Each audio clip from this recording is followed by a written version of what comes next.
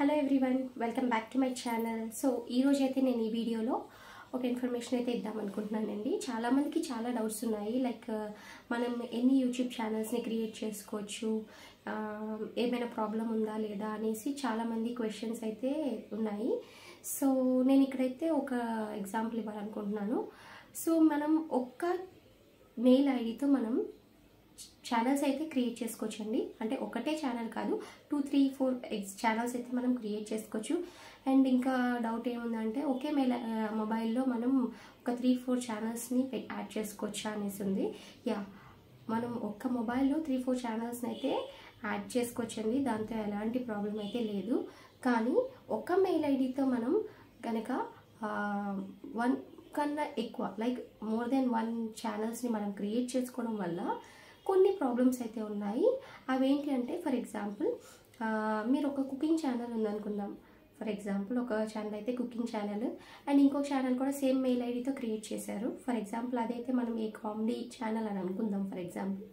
So ఇక్కడ cooking channel ఉంది, ఇక్కడ కామెడీ ఛానల్ ఉంది.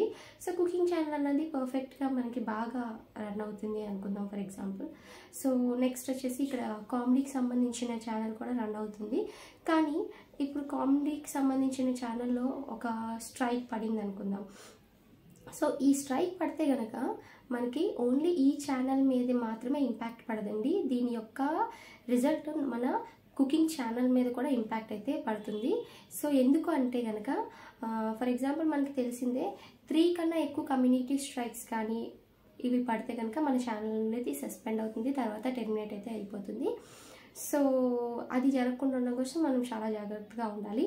సో ఫర్ ఎగ్జాంపుల్ ఏదైతే కామెడీ ఛానల్ ఏదైతే ఉంటుందో ఆ ఛానల్ మీద 3 స్ట్రైక్స్ అయితే పడ్డాయి అనుకుంటే కనుక ఆ ఛానల్ అయితే సస్పెండ్ అయితే అయిపోతుంది.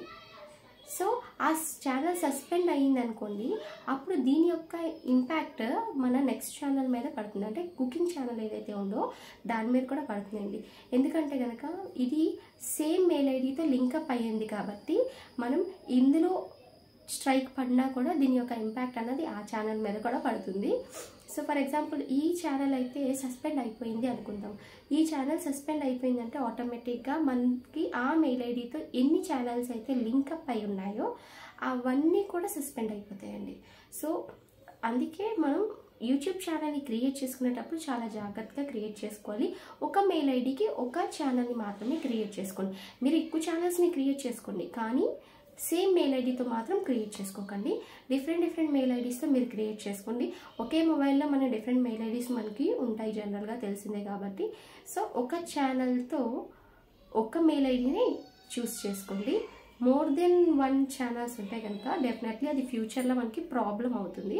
సో అందుకోసమే మీకు ఒకవేళ 2-3 ఛానల్స్ కనుక క్రియేట్ చేసుకోవాలని ఉందనుకోండి, 2-3 ఛానల్స్ని రన్ చేయాలనుకుంటే కనుక డెఫినెట్లీ ఒక ఛానల్కి ఒక మెయిల్ ఐడి ఇవ్వండి, ఇంకో ఛానల్కి ఇంకో మెయిల్ ఐడి ఇవ్వండి. అలాగే సేమ్ గూగుల్ యాడ్సెన్స్ని సేమ్ మిగిలిన అకౌంట్స్ మాత్రం యాడ్ చేయకండి. దానికి సంబంధించిన డిఫరెంట్ గూగుల్ యాడ్సెన్సెస్ని మీరు ఇందులో యాడ్ చేసుకోండి. సో ఇది ఇలా చేయడం వల్ల మనకి ఎలాంటి ప్రాబ్లం అయితే అవ్వదండి. సో మీకు ఏదైతే డౌట్ ఉందో అది క్లియర్ అయిందని నేను అనుకుంటున్నాను. ఒకవేళ ఇంకేమైనా డౌట్స్ ఉంటే తప్పకుండా నాకు మెసేజ్ చేయండి. దానికి సంబంధించిన వీడియో అయితే నేను అప్లోడ్ చేస్తాను. Thank you so much for watching my video.